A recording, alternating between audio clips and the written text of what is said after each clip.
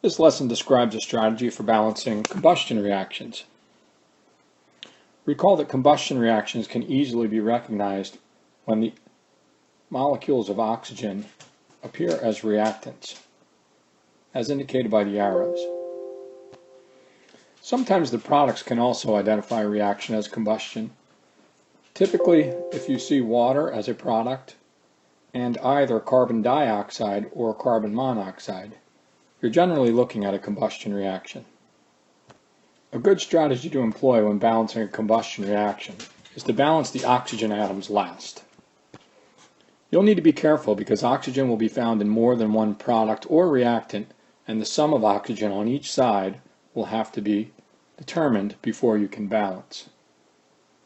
For example, you can see on the product side of each of these three examples, oxygen appears in each of the products. Let us begin example A by balancing oxygen atoms last. We'll begin by balancing the carbon atoms. You can see on the reactant side there are 3 carbon atoms. However, on the product side, there's only 1 carbon atom. Therefore, a coefficient of 3 will be chosen.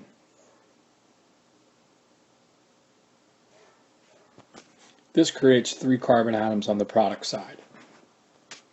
Now that carbon is balanced, let us go ahead and balance our hydrogen.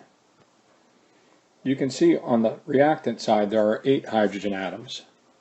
However, on the product side, there only exists 2 hydrogen atoms. Therefore, the coefficient 4 will be chosen as the multiplier to create the 8 hydrogen atoms necessary.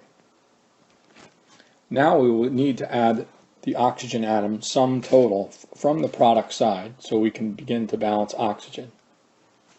We can see from carbon dioxide 3 times the 2 oxygen that were already present creates 6 oxygen atoms, and from water 4 times the 1 oxygen atom that was already present creates 4 oxygen atoms.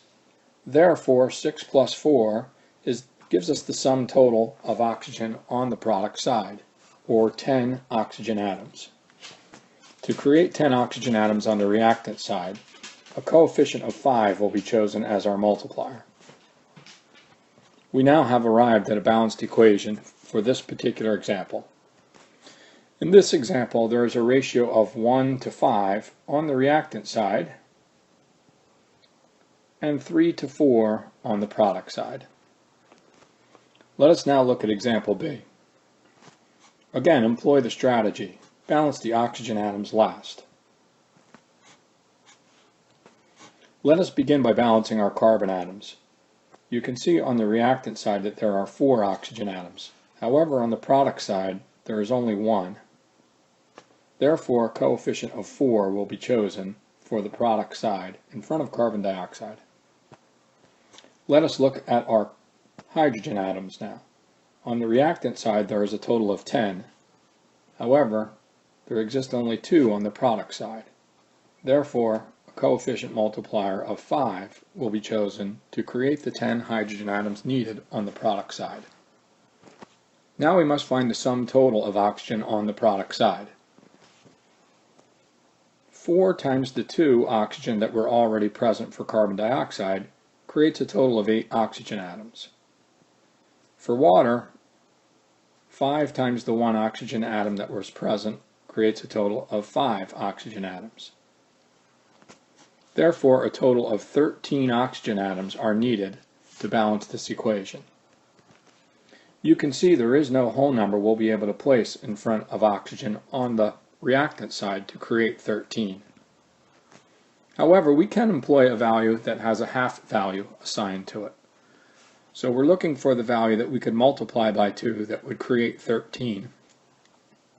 6.5 would create 13, so we will temporarily place the 6.5 in front of oxygen. Although this balances the equation, this does not provide the simplest whole number ratio. A simple strategy to eliminate the half amount would be to multiply each of the coefficients by 2.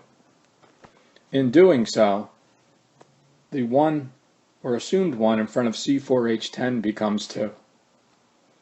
The 6.5 in front of O2 becomes 13. The 4 in front of CO2 will become 8.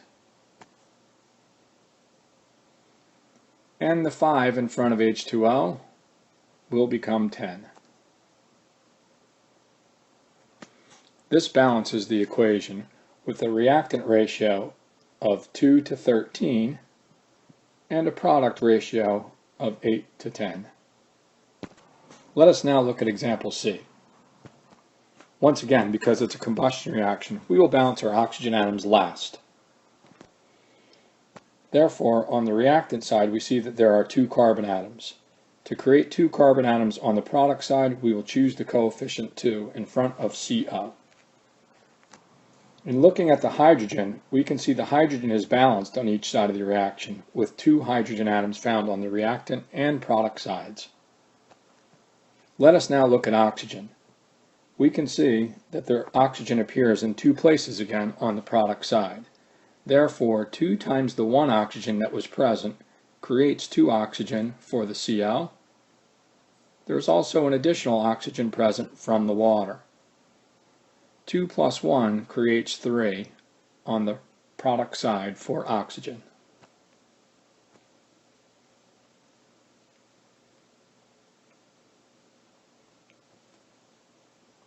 Recall that the half can be easily eliminated by multiplying each of the coefficients by 2. Therefore, in front of C2H2, we place the coefficient of 2. The 1.5, when multiplied by 2, becomes 3. The 2 in front of CO, when multiplied by 2, becomes 4. And the 1, or the assumed 1 in front of H2O, simply becomes 2. We've now balanced the equation, employing the strategy by doing the oxygen atoms last.